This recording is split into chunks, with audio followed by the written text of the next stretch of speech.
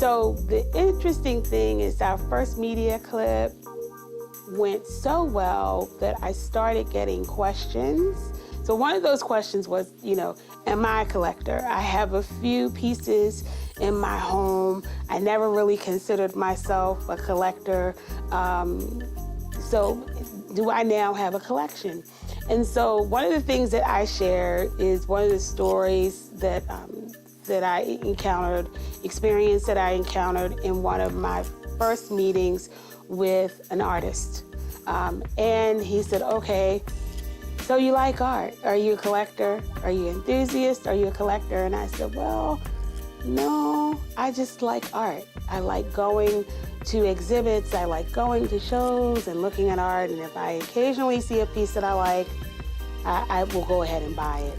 And he said, well, how many pieces do you have? And I think I told him I had like 10 pieces at the time. And he said, guess what? You're a collector. And so my first experience with me accepting that I was a collector had everything to do with someone basically schooling me, coaching me, mentoring for me to realize that I'm a collector. The minute that happened, my whole mindset shifted about what I needed to do, the journey that I was on, and so much so that it became more a part of who I was. It took on a life of its own for me. One of the other questions that I was asked, well, Sheila, I'm not necessarily, I don't necessarily have any artwork, but I know that art appeals to me. I'm always drawn to it, attracted to it. How would I go about becoming a collector? One of the things that I would kind of coach anyone to say is that you first start out with what you like, okay? What appeals to your eye? What speaks to your inner man or inner woman? What speaks to your inner person? There are some pieces, they may move you spiritually. There are colors that make your eyes pop. And so in the psyche of who you are as a person, you may gravitate to certain colors. And so if there are pieces of artwork that have a certain color, that may pull you in. I would first start with what you like. In some instances, it may be struggle and civil rights type of things. What are those things, that various themes that speak to you? Start out with that. Kind of take note of that. Take note of what you like. Don't feel like that you have to buy the first thing that you see. Develop your eye, kind of get connected to what your eye and your mind and your spirit is attracted to.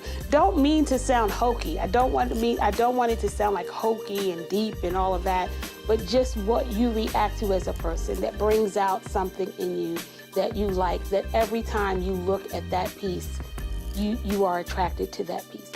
Buy what you like. Get a sense of what you like. The second thing I would say to anyone is that you establish a budget, right? Because art can be very pricey. It can be affordable, but it can also be pricey. You can come up on some really good deals and feel like you've really accomplished something at the end of the day. But establish how much in a month or how much in a year that you can commit to, or kind of park, if you will, for purchasing artwork. And it's not just the artwork itself, it's also the maintenance of the artwork, like framing, and a lot of times you will purchase art that is not framed. And sometimes you will purchase art that is. And so if it's not framed, you might want to factor in what it's going to cost to get that framing done. Do the research. Various internet websites you can go to, artist websites that you can go to, even eBay. If you type out African American artists, you may get a search, a find that has all different types of artists, whether they are masters or contemporary artists that are still with us.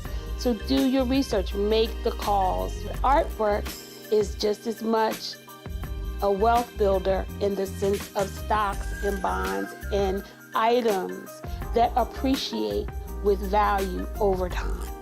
And so that may be a reason why a number of people decide to collect, so that they can have a diversified portfolio, so to speak. Whatever the reason, whether it's hobby or whether it's wealth building or whether it's just what I like or it's legacy building, it takes work, even in collecting.